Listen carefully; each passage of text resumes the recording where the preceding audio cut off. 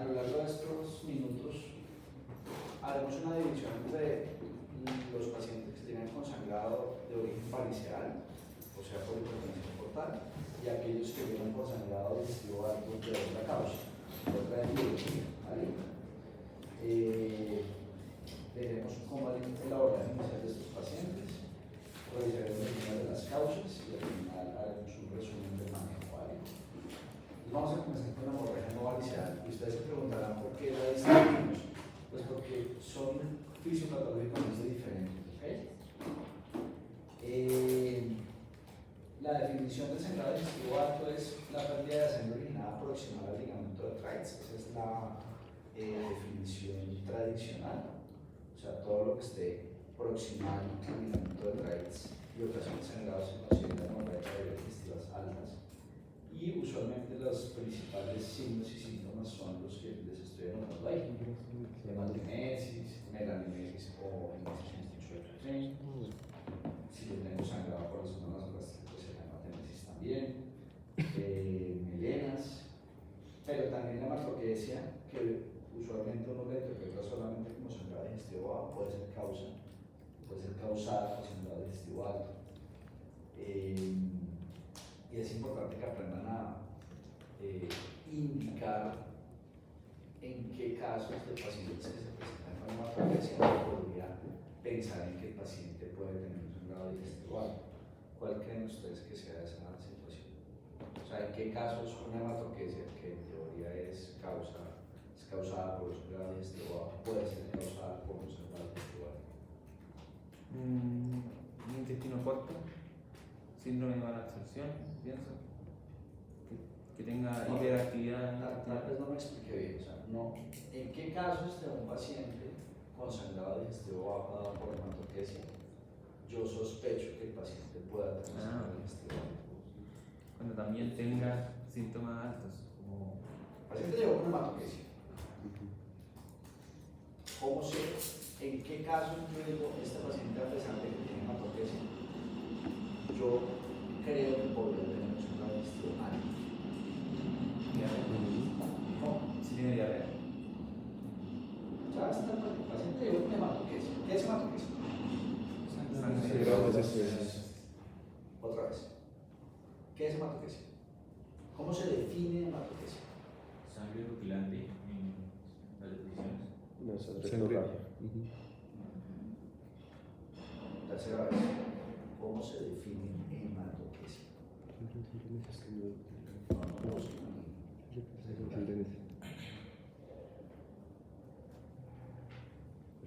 Bueno, entonces, ¿cómo se define melena?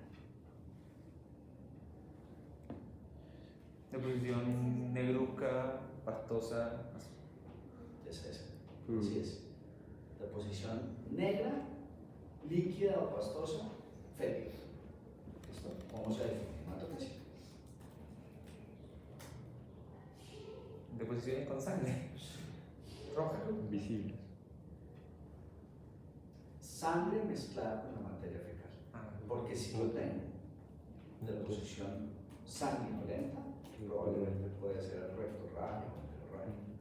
¿Sí? Es un poquito de detalle semiológico.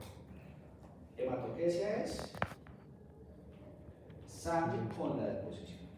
El color puede ser variable, porque yo puedo tener que la sangre es roja rutilante, o que de pronto es un poco más morada, o que es, pero no es negra, porque si es negra es melenas. Y las melenas tienen esas tres características: deposiciones negras, no como negro, no cafecito oscuro, no es que parece negro, no, negra, que puede ser diarreica o pastosa. O sea, no si yo tengo melena sólida, eso ya suena raro, tiene que ser diarreica o pastosa. Y fétida, alguien dirá, ¿cómo así fétida? Pues sí, no huele a popó, huele a melena. Si han olido alguna vez melena, ya saben a qué huele. Si no lo han olido, cuando lo huelen, van a saber a qué huele, porque es un olor característico, no es un olor aromático. ¿Listo? Entonces, las melenas usualmente se ocasionan por un sangrado digestivo alto. La hematoquesia usualmente se ocasiona por un sangrado digestivo bajo. ¿En qué casos de un paciente en urgencia dices con hematopesia, yo sospecho que el sangrado sea alto y no bajo. Un sangrado, o sea, una persona que esté hemodinámicamente inestable.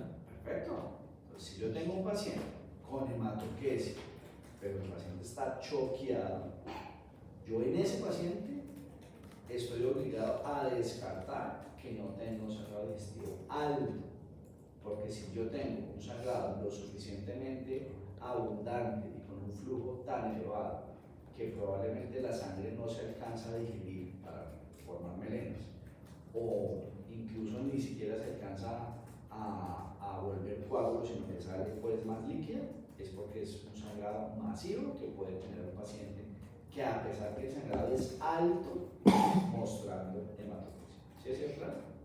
Sí. O sea, no quiere decir que a todos. Si yo tengo un paciente con hematopesia, hoy estamos hablando de alto, pero no quiere, el mensaje es que no nos podemos quedar con que hematopesia es bajo y melenas es alto y se acabó. No, yo podría llegar a tener un paciente con un sangrado digestivo alto que se presente con hematopesia. ¿Cuándo lo sospecho? Cuando el paciente esté mucho. ¿Listo? O la historia también, ¿no? No, pues que lo encontramos en el baño desmayado. Entonces, si es una lipotimia, o si el paciente tuvo un síncope y se asoció a sangrado digestivo, pues uno asume que el sangrado fue tan severo que lo llevó a esta situación. ¿Sí está claro? Listo. Más o menos 300.000 admisiones al año en los servicios de urgencias, y la mortalidad del sangrado digestivo alto no variceal estriba entre el 3.5 y el 10%. La valoración inicial, pues como cualquier valoración, debe ser completa, pero en casos específicos de sangrado digestivo, pues habrá que interrogar específicamente acerca de antecedentes de patopatía, o estamos hablando de algo no variceal, pero pues igual como al principio yo no sé cuál es la etiología, pues tengo que preguntar en análisis, porque a veces los pacientes dicen, no, sí, pero es que al abuelito sí hay mucho cirrosis. Pues en ese caso, pues el paciente está con melena, de pronto uno dice, no sabe que de pronto son varices, pero estamos hablando de sangrado alto y no variceal. Mi obligación en la evaluación inicial de cualquier sangrado alto es predecir o tratar de establecer si es por varices o no, porque el manejo sí es diferente. Lo repito, estamos hablando de algo no variceal. Si ha tenido hematemesis, si está hipovolémico de forma objetiva, hipotenso, taquicárdico, si está en choque, cuánto tiene hemoglobina, si el paciente ha tenido ingesta de algún medicamento que le puede perpetuar el sangrado o que puede afectar el manejo que le podamos dar, y por supuesto si tiene otras enfermedades compensadas. Como no siempre van a estar en un servicio de urgencias que tenga disponible cirujano, gastroenterólogo o servicio de endoscopia, lo ideal es que uno, con información clínica muy básica y con laboratorios básicos, pueda determinar qué pacientes pueden requerir un endoscopio o no. Y eso lo hacemos con el puntaje de Blatchford, que está aquí, que básicamente es el nitrogeno ureico, la hemoglobina, la presión sistólica, el pulso y algunos factores clínicos como si se presentó con melena, con síncope, si tiene falla cardíaca o si tiene enfermedad hepática. Con esas variables podemos sacar un número. Y en términos muy generales, si yo tengo uno o menos de uno, o sea, uno o cero, usualmente yo a ese paciente lo puedo mandar para la casa con una orden de endoscopia digestiva, ¿cierto? Pero si el paciente tiene dos o más, yo debo internarlo y hacerle un procedimiento endoscópico. ¿Por qué? Porque sabemos que los pacientes que tengan más de uno en el Blatchford, pues podrían requerir algún tipo de manejo. Por supuesto, si ya tenemos un Blatchford de 6, pues sabemos que el 50% de los pacientes con Blatchford de 10 requerirán manejo en el momento de la realización de la endoscopia. ¿Listo? Entonces le sirve a uno como para decir, a este paciente lo dejo, a este paciente lo manejo. Por supuesto, yo le daré salida si no tiene ninguna cosa, que no importa, un paciente, no sé, con dolor torácico y con melena, si pues el Blatchford me dio 0, pues si además de eso tiene dolor torácico y otras cosas, no lo puedo dar. Estamos hablando si solamente se presentara por sangrado digestivo y tiene uno o menos, uno podría contemplar el manejo. El punto puntaje de Broca es un puntaje similar, pero tiene dos partes. El puntaje que se hace preendoscópico y el puntaje que se hace posendoscópico. Y este sirve para establecer tanto el riesgo de morir del paciente como el riesgo de resangrar del paciente. Entonces, si ustedes se fijan, la parte preendoscópica es muy parecida al caso. La edad, la frecuencia cardíaca, la tensión arterial sistólica, si tienen comorbilidad o no. Es como un plástico acortado. Pero la parte posendoscópica, pues ya con lo que nos informen en el informe de endoscopio de la redundancia, pues nos dirá o nos dará características de riesgo para saber si ese paciente puede tener un resangrado o incluso puede morir por esta situación. Estos los encuentran en internet, de vía libre, los pueden calcular sin ningún problema. Entonces, el manejo inicial de los pacientes con sangrado digestivo alto no inicial, ¿cuál será? ¿Cuál será la primera medida que un médico debe ofrecerle a un paciente que llega al servicio de urgencias con sangrado digestivo alto? Reanimación hídrica. ¿Cuál? Reanimación hídrica. Reanimación. ¿Listo? Esa es la principal acción que debemos tener con un paciente con sangrado. Ahora, no la endoscopia, ¿vale? Yo no puedo llevar a la endoscopia choqueada. No puedo llevar al paciente a endoscopia con vómito masivo, porque entonces el endoscopista ni siquiera le va a poder meter el tubo para ver el estómago. O peor, el paciente cuando le están haciendo la endoscopia está vomitando, entonces eso se le va para los pulmones y se le respira y se muere. Entonces, ojo, porque a veces, por supuesto, la presentación con hematemesis puede ser muy espectacular y angustiante, ¿cierto? Pero eso no quiere decir que el paciente toca entonces meterlo rápidamente a la endoscopia sin haberle cogido una línea venosa, sin saber cuánto tiene hemoglobina, sin saber si está sometido a algún tipo de medicación anticoagulante. Entonces, ojo con eso. Primera medida, reanimación.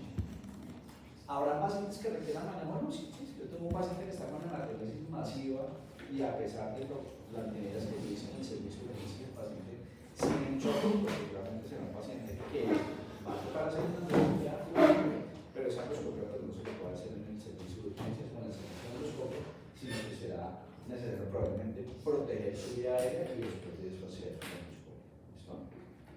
Si yo hago el ejercicio clínico inicial y yo presumo que el paciente efectivamente tiene un sangrado que no es de origen variceal, ¿qué quiere decir con esto?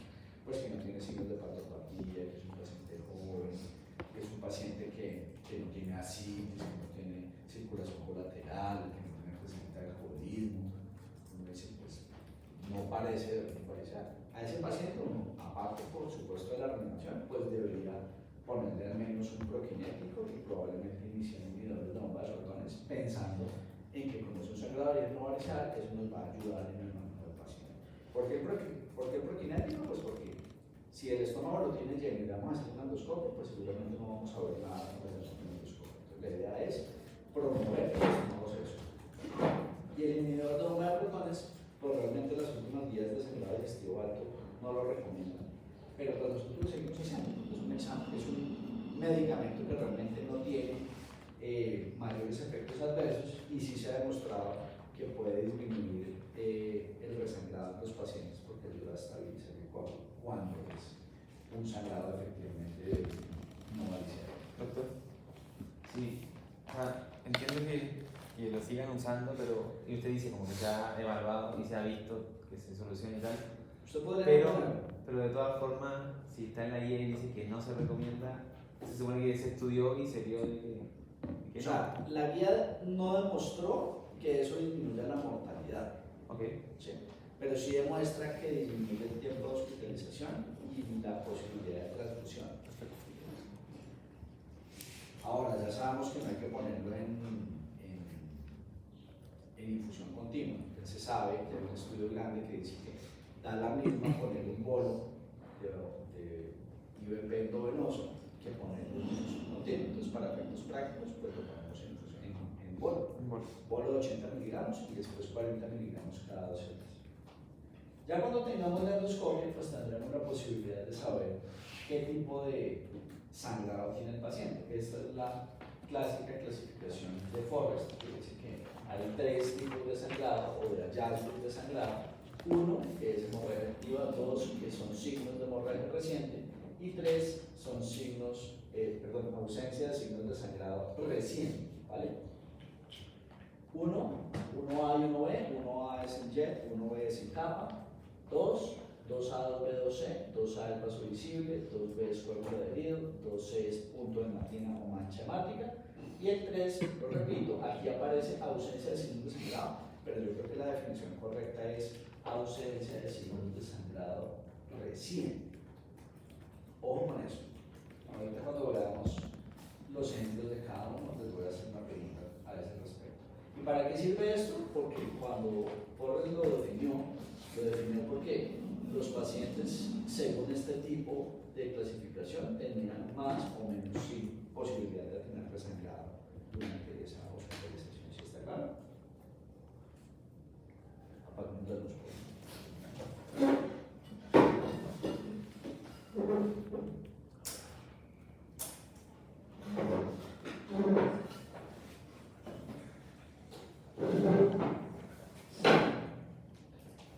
¿Sí ven el chorrito o no? Sí, a la derecha arriba. A ella no se ve porque estamos como parando con el endoscopio. Ahí lo vamos a volver a ver. ¿Lo ven? Sí. ¿Esto Forres o no? ¿Claro? Sí, sí. 1, activo. A, en Y. ¿Vale? Y ahí lo que estamos haciendo es haciendo hemostasia por medio de inyección con adrenalina. Ese dispositivo tiene una agujita y ahí estamos inyectando una solución de adrenalina 1 en 10.000. ¿Vale? Listo. Ahora esto.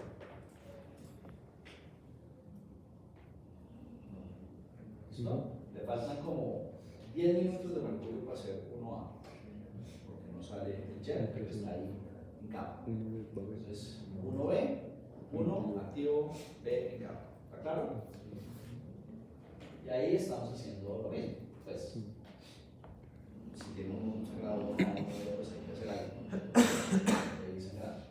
Podemos utilizar varias herramientas. La más frecuente y la más fácil es esta, que vemos en estos dos casos, inyección de adrenalina. Listo. Este es un 2A, que es un vaso visible. Este es un 2B, que es un coágulo adherido. Y este me gusta mucho mostrárselos porque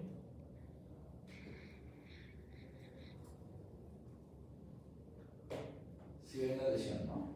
Sí. Si yo pasara una línea por acá,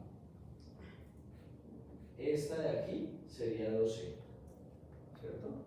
Pero esta de aquí sería 3. Entonces les pregunto, si yo tengo una Forres 3, el paciente, como dice la definición, tiene ausencia de signos de sangrado. Tiene ausencia de signos de sangrado reciente. Tuvo sangrado. ¿Listo? Lo digo porque a veces malinterpretamos el hallazgo y entonces si yo tengo un paciente con sangrado digestivo y con anemia y le encuentran una úlcera Forres 3, dicen, ay no, hagámosle colonoscopio porque quién sabe dónde está sangrando. No, pues si tiene una úlcera de 1 centímetro de Forres 3, pues sangró de ahí. Lo que pasa es que ya no tiene sangrado en el momento del estudio endoscópico. ¿Sí está claro? Sí. Ahora bien, si lo que tiene es una gastritis erosiva, pues llegó con 4 de hemoglobina, pues la gastritis erosiva no explica los 4 de hemoglobina. Pero una úlcera Forres 3 sí. Profe, ¿y en cuánto tiempo una Forres 1 se convierte en una Forres 3? Es más difícil de saber. Pueden ser horas, 6, 12 horas. Pasar entre esto y esto dependerá también si ha estado con manejo con MP o no. Usualmente son entre el 1A y el 3, pueden ser entre 3 a 5 días. Eso puede ser variable. Ahora bien, puedo tener un paciente anticoagulado que el 5 días, si no se murió, sigue sangrando, porque está anticoagulado. ¿Me explico? Listo. Y esta es una Forres 3. Vale, entonces esto es lo que les digo. Si vemos esto, no podemos decir que es que no tuvo sangrado, sino que no tiene signos de sangrado activo reciente, ni activo ni reciente, pero sí sangró de ahí. ¿Listo?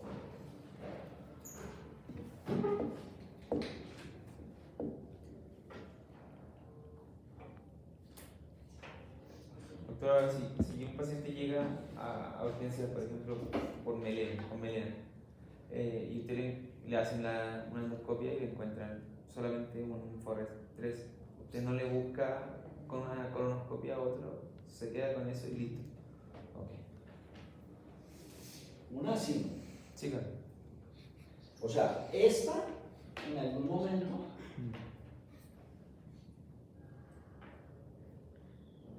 fue esta, ¿no?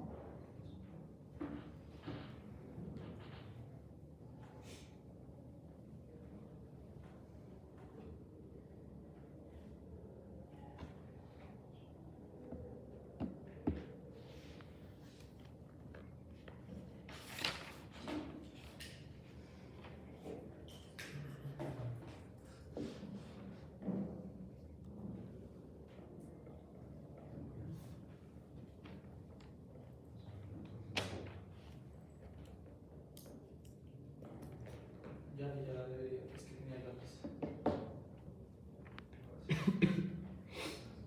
Esa que les mostré en un momento estuvo así. Entonces, ¿por qué voy a hacerle colonoscopia a este paciente? No estoy diciendo que si tienes una gastritis erosiva o si tienes una duodenitis, pues uno dice que una duodenitis no me lleva a 7 en hemoglobina. O la clínica, no, si el paciente tuvo hematoquesia, pero nunca estuvo choqueado, entonces sí, nunca estuvo choqueado, pero tiene hematoquesia. ¿Será que es que tiene otra cosa en el colon? Entonces a veces sí le hacemos colonoscopia. Esto que el paciente no puede hacer. Porque de pronto el paciente en la consulta ambulatoria es diferente.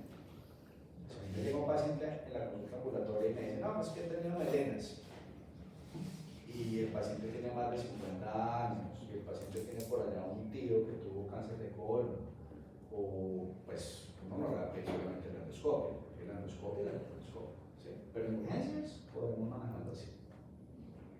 Este es otro Forrest 3, bueno, entonces fíjense que este es un Forrest 3 un poquito más fresquito. Entonces lo vuelvo a preguntar, ¿este paciente no sangró de ahí? Sí sangró, que no tiene sangrado en este momento, pero seguro sangró de ahí. Listo, ¿y cuáles son las causas de sangrado no varicado? Pues la úlcera péptica, que pueden ser también erosiones gastroduodenales, que puede ser también esofagitis péptica. Si el paciente presentó un episodio de vómito violento, pueden tener la relación de Mario-Vivaris, que es una causa frecuente, un desgarro esofagogástrica. Causas un poquito más raras como malformaciones vasculares, angioptasias, lesiones de la foie. Por supuesto, neoplasias y causas mucho más raras como las células autoentéricas, pues afortunadamente cada vez las vemos menos. Entonces, la endoscopia hay que hacerla, por supuesto, después de que el paciente esté reanimado, porque sabemos que la endoscopia nos ocasiona menos transfusiones, porque nos disminuye la hospitalización de los pacientes, y lo ideal es hacerla en menos de 24 horas si yo creo que el paciente tiene un sangrado de origen no varicial, ¿vale? ¿Qué utilizamos para el control? Pues ya les mostré la inyección, pero pueden haber otras herramientas endoscópicas como la electrocoagulación y los medios mecánicos como los clips y las bandas.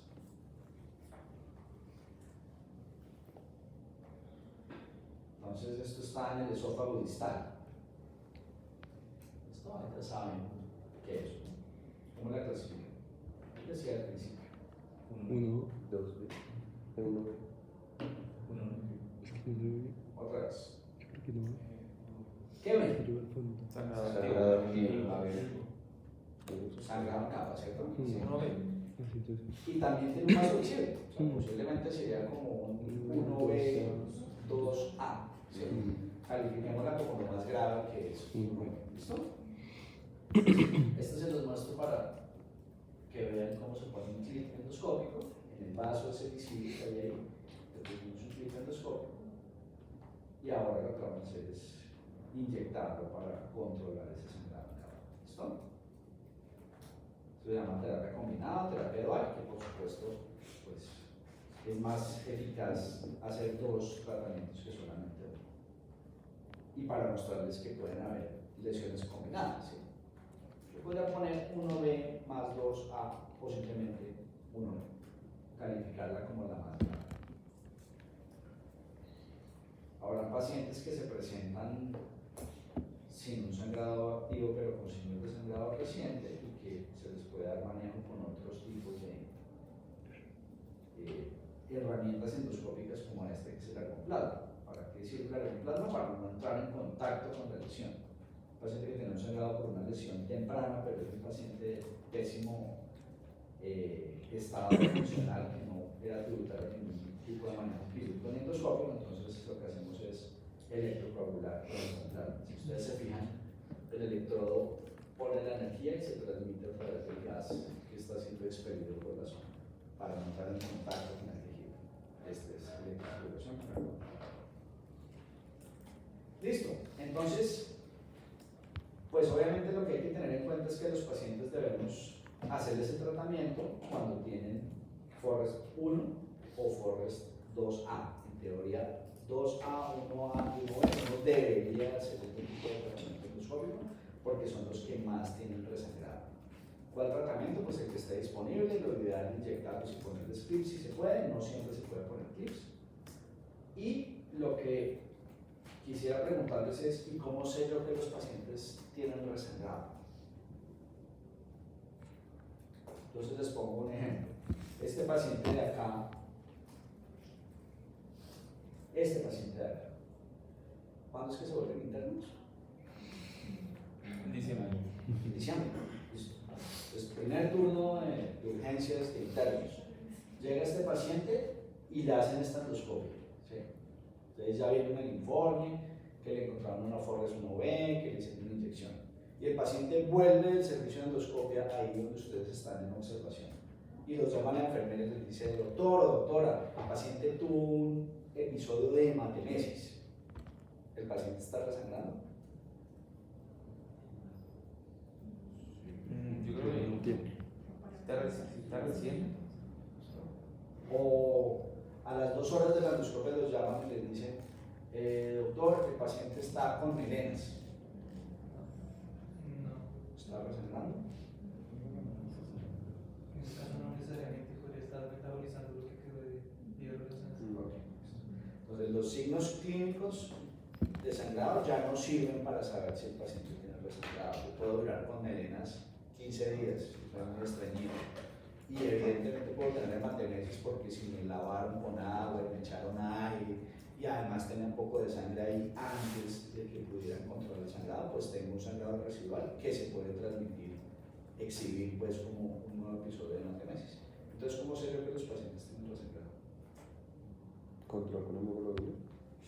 Uno con la curva de hemoglobina bien y otro. Que vuelva a hacer una endoscopia y lo vaya sangrando. Nada, pero. O sea, ¿cómo decido yo qué debo hacer esa endoscopia? El estado hemodinámico. Exactamente. Entonces, curva de hemoglobina y estabilidad hemodinámica. Porque efectivamente, si el paciente volvió de la endoscopia y a las 6 horas se mete 3 vomitadas y está con 130 de frecuencia cardíaca choqueado, entonces está resangrando. ¿Sí me explico? No es tan fácil. Por eso es importante también que aprendan a hacer siempre dos tomas de hemoglobina, porque siempre la primera toma de hemoglobina no es real. ¿Por qué no es real?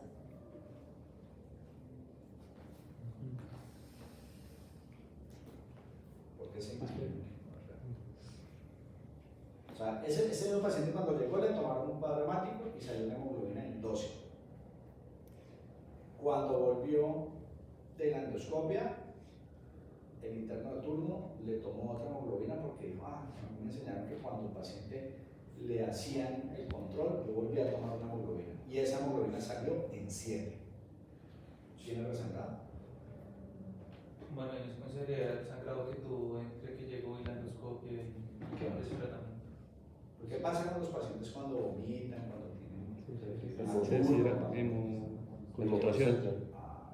Perfecto, sí, a eso es lo que quiero llegar. Siempre tomen 2 hemoglobinas, una al ingreso por supuesto, pero otra después de la reanimación o después de haber hecho algún tipo de tratamiento para controlar la hemorragia, porque si no, siempre les va a dar la hemoglobina menos. O sea, si yo a todos los pacientes les hago una hemoglobina y los hidrato, después siempre, pues no siempre, pero la mayoría de veces probablemente ese nivel de hemoglobina después de superar la hemoconcentración pues va a estar a más disminuido. ¿Sí está claro? Sí, señor. Y de ahí en adelante pues puedo hacer hemoglobinas cada 6 a 8 horas para ver si efectivamente la curva disminuye.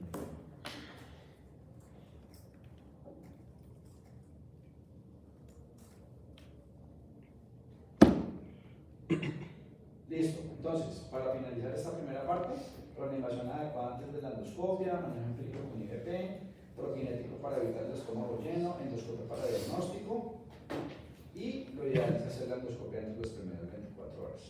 Esta es la guía de manejo de sangrado digestivo, que es un resumen. Entonces, fíjense que ahí arriba lo que hacemos es saber si el paciente tiene un Blatchford de 1 o menos o de más de 1. Fíjense. Aquí a este lado dice Blatchford de 0 a 1, salida y manejo ambulatorio si no hay otras razones para hospitalizar. Pero si el paciente tiene 2 o más, pues tengo que hospitalizarlo para hacer endoscopia. ¿Listo? Obviamente le hago la endoscopia después de reanimarlo, después de transfundirlo si lo necesita. Idealmente por el prokinético, la guía recomienda eritromicina. Aquí en Colombia es difícil conseguir eritromicina endovenosa y lo que usualmente utilizamos es la glutamina o el cetrón, y el IVP ya les conté que lo ponemos, pero no tiene recomendaciones de la guía. La endoscopia entre las primeras 24 horas, ¿cierto? Y ya lo habían preguntado, ¿qué pasa si el paciente tiene una úlcera Forres 3 o simplemente tiene una laceración de Malleus Weiss que ya está resuelta o que tiene una gastritis erosiva? Porque puede salir. Eso es lo que se considera hallazgos de bajo riesgo.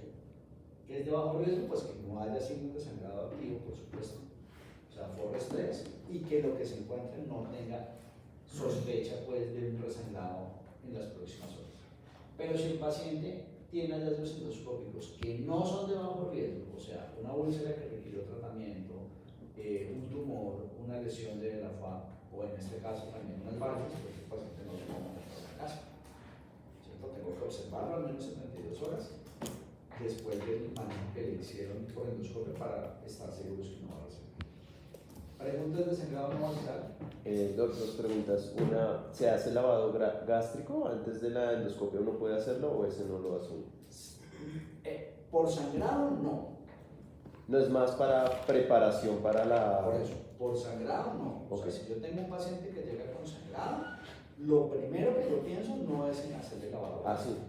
¿Qué pasa? Si yo tengo un paciente con sangrado y el paciente tiene historia de un cáncer de estómago y de un síndrome pilórico, pues a ese paciente probablemente, si yo le pasé una sonda y salió pura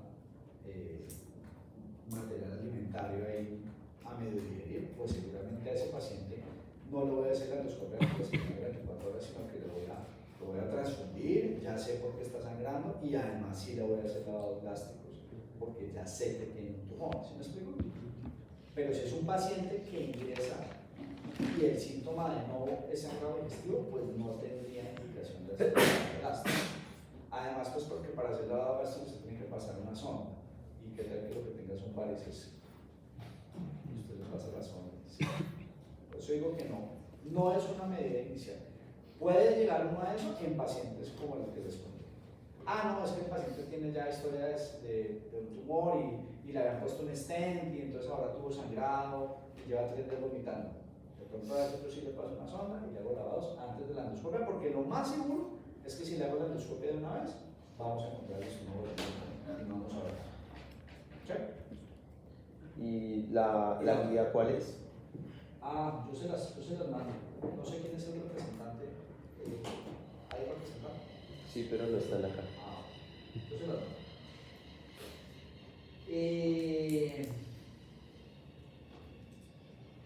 Ahora vamos a hablar de sangrado digestivo varicidad. Entonces hay que entender que la fisiopatología es diferente. ¿Sí? Ya pasaron por medicina internacional. Ya saben cómo se produce la hipertensión portal, es un sangrado por una circulación venosa que no es de la anatomía normal de los pacientes, y como es de las venas, pues seguramente la forma de tratamiento de estos pacientes también será distinta. ¿Listo? En el examen inicial, pues, y en el interrogatorio inicial, pues por supuesto hay que indagar acerca de si el paciente tiene patología, si ha tenido historia de cirrosis, si ha tenido otras situaciones clínicas que nos hablen de hipertensión portal, que tenga encefalopatía, que tenga ascitis, que tenga alguna otra cosa. Usualmente estos pacientes llegan más graves, pueden llegar con choque hipovolémico de forma más frecuente, y la mortalidad de estos pacientes es del 50%. Entonces, dimensionan la diferencia entre varices y no varices, ¿cierto? ¿Cuál es la posibilidad de morirse por un sangrado no variceal? 4 o 5 veces menos, ¿vale? Entonces, por eso es importante reconocerlo. Y además, porque el manejo es diferente. El manejo es diferente en cuanto a tiempos y en cuanto a probablemente manejos asociados. Me explico. Estos pacientes usualmente llegan con hematemesis masiva. Pues a este paciente de pronto no lo voy a poder llevar a endoscopia. De endoscopia, me toca llevarlo a la UCI y que ya cuando el paciente tenga protegida la vía aérea le hagan la endoscopia. No digo que todos, pero si el paciente está en choque y con hematemesis masivo, toca hacer eso. Entonces, primero, son pacientes que más frecuentemente me toca llevarlos a la unidad de cuidado intensivo. O si hay una sala de urgencias intensiva, pues a esa sala de urgencias intensiva. Segundo, los pacientes usualmente están coagulopátricos, tienen trombocitopenia, o si tienen ya algo de falla hepática, pues pueden tener el PP elevado. Entonces, eso también hay que tener en cuenta porque probablemente habrá que hacer algo a ese respecto antes de llevarlos a los endoscopios. Y probablemente tendremos que hacer un manejo también sistémico. ¿Sí? Se recomienda antibiótico si los pacientes tienen ascitis para que no vayan a hacer peritonitis primaria o que esa no sea la causa de la descompensación, y también utilizar fármacos vasoactivos, porque como ustedes saben que la etiología es por la hipertensión portal, pues lo que yo necesito es bajar el flujo esplánico, el flujo sanguíneo esplánico, y eso usualmente lo hacemos con vasoconstrictores, algunos que son más selectivos que otros. En la actualidad que utilizamos es la pelipresina, que es un vasoactivo. Entonces, eso no se le puede dar en urgencias, o sea, se le tiene que dar en urgencias o en una sala de reanimación con el paciente monitorizado o en la unidad de reanimación. Entonces, fíjense que el manejo sí es bien diferente. Si yo identifico que el paciente tiene un sangrado por varices desde el principio, yo ya sé que no lo voy a manejar igual que el paciente con un sangrado de origen no varicial. ¿Sí está claro? Ahí pongo todas las que hay, antibióticos, vasopresinas, somatostatina, la que usamos hoy en día es pelipresina. ¿Por qué? Porque es más selectiva, porque actúa más en el lecho esplánico y porque tiene menos efectos. Y aprovecho una vez para decirles que cuando yo tengo un paciente con sangrado por varices y le doy tratamiento, después de eso tengo que hacerle seguimiento al paciente. Casi nunca con esa endoscopia inicial o con ese tratamiento inicial el paciente se enamoró de las varices. Entonces la recomendación es, uno, que le den salida con algún tipo de beta bloqueador, y segundo, que le den una orden para continuar un esquema de erradicación de varices, que usualmente lo hacemos en la primera y la cuarta semana después de ese servicio, porque casi nunca en una sola endoscopia podemos ligar todas las varices, y además pónganse a pensar que el paciente está pues concentrado, no se ve bien, está choqueado, entonces uno entra probablemente y liga la varice que sangró, y el resto a veces no la liga. Otras diferencias en cuanto al manejo, probablemente en un paciente con sangrado de origen no variceal, pues uno es un poquito más liberal con la transfusión, ¿cierto? Pongámosle 2 unidades, pongámosle 3, está muy anémico. Pero en estos pacientes hay que manejarlos con una transfusión restrictiva, porque si vuelvo a la fisiopatología y sé que la fisiopatología es de origen venoso, pues si yo sobrecargo al paciente, ya sea de cristaloides o de transfusión o de sangre, pues lo que voy a hacer es que voy a aumentar la posibilidad de sangrar. Hay que ponerles profilaxis antibiótica, los vasoactivos, y probablemente el tiempo en el cual yo le haga la endoscopia a estos pacientes será menor. ¿Por qué? Pues porque ya hemos hablado que es una situación mucho más grave. Entonces la recomendación es que la endoscopia sea por lo menos en las primeras 12 horas, ¿vale? Pero es importante entender que el manejo inicial es el vasoactivo. ¿sí? Si usted identificó que es un sangrado por varices, hay que ponerle telemedicina al paciente antes que la endoscopia. Porque si nos ponemos a pensar, pues si no hacemos ese manejo, probablemente la endoscopia no va a funcionar. La endoscopia puede que le pare el sangrado de una varice, pero el resto, si están así súper hipertensas porque el paciente tiene una patología descompensada, pues no vamos a ver. Y este es un video de un paciente que ya había cesado el sangrado por varices, pero pues usualmente los pacientes que se presentan con sangrado variceal y tienen varices grandes, siempre tenemos que hacer el ligadura. En el endoscopio ponemos como una copa de plástico que nos sirve para succionar la varice y con ese hilito que ven ahí lo que hacemos es soltar una banda elástica que ligue la varice. Otra vez, ahí estamos succionando la varice y jalamos con un dispositivo de endoscopio este hilito y ahí se suelta la varice que queda la banda, perdón, que queda sobre la varice.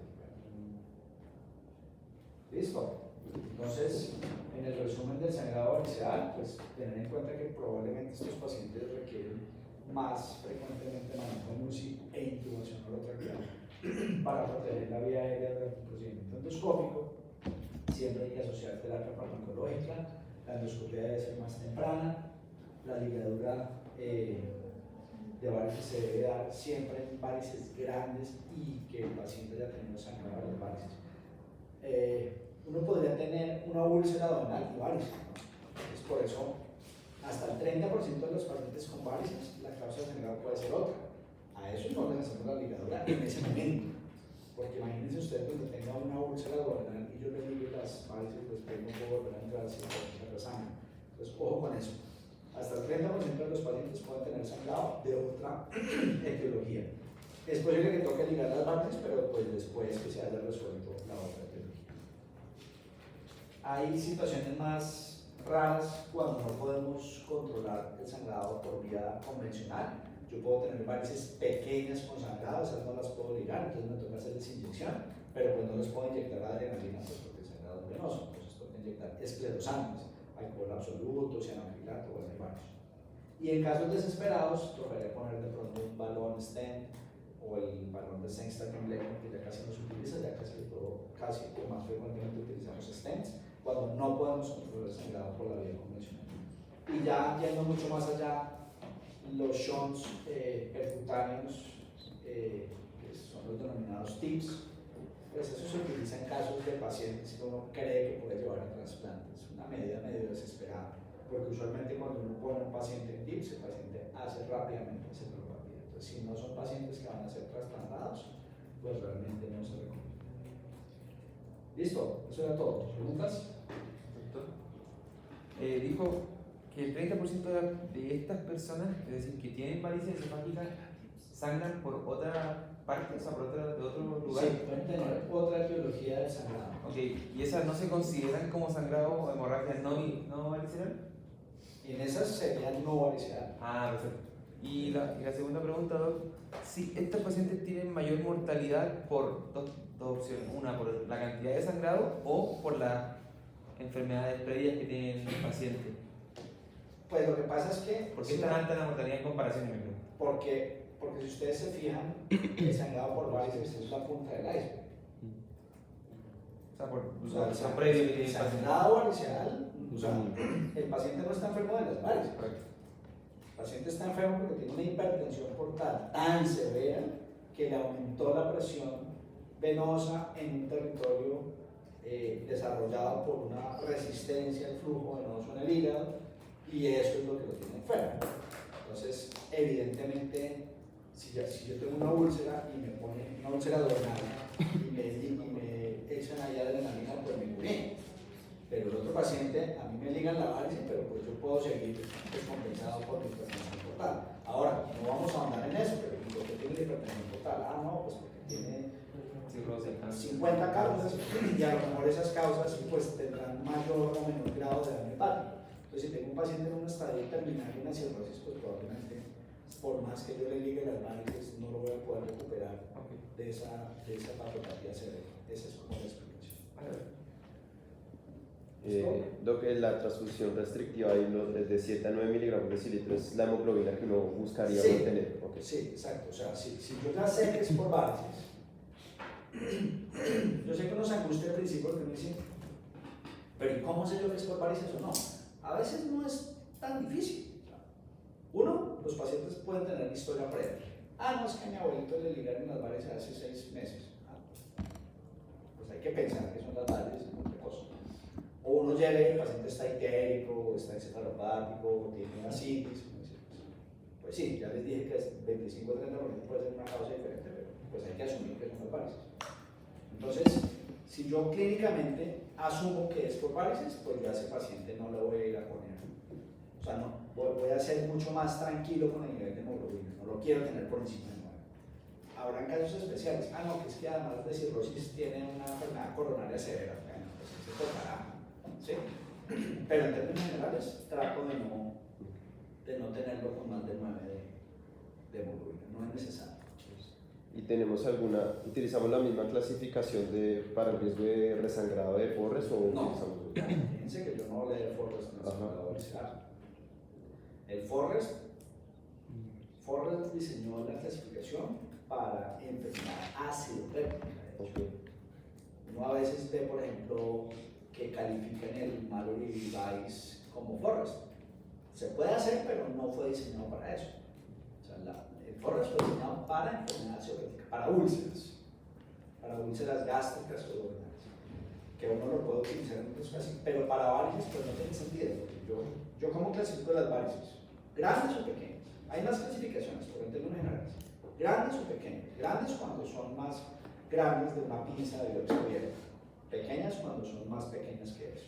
Y en términos muy generales, pues yo tengo una varice grande y el paciente tuvo melenas, y además de eso hay signos endoscópicos de signo de varices sobre varices, punto cereza, punto blanco, que son cosas que uno ve en las varices que le dice que tuvo un sangrado reciente, pues a ese paciente lo tengo que ver.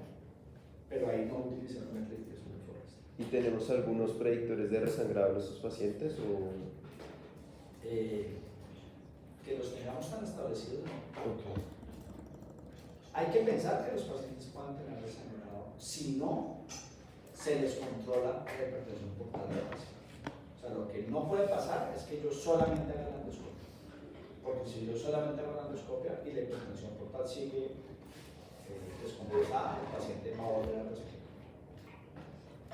Y además en estos pacientes no hacemos esa evaluación endoscópica por resangrado, porque no se recomienda hacer, porque si ustedes se fijan, yo hago la ligadura, después cómo hago para entrar, porque la que yo vuelvo a entrar, entonces quite la liga y entonces ocasiona más sangrado. ¿Me explico? No se utiliza tanto el resangrado, la reevaluación endoscópica por resangrado no está recomendada. Si un paciente yo creo que no le sirvió la endoscopia, probablemente tengo que ir a otra cosa, a la colocación del stent o de pronto una valoración por radiología intervencionista. Ellos a veces hacen un tipo de manejo por esta vía, pero pues, usualmente si no lo puede hacer uno por endoscopia, los pacientes tienen la posibilidad de morirse mucho más cerca. ¿Listo? Perfecto.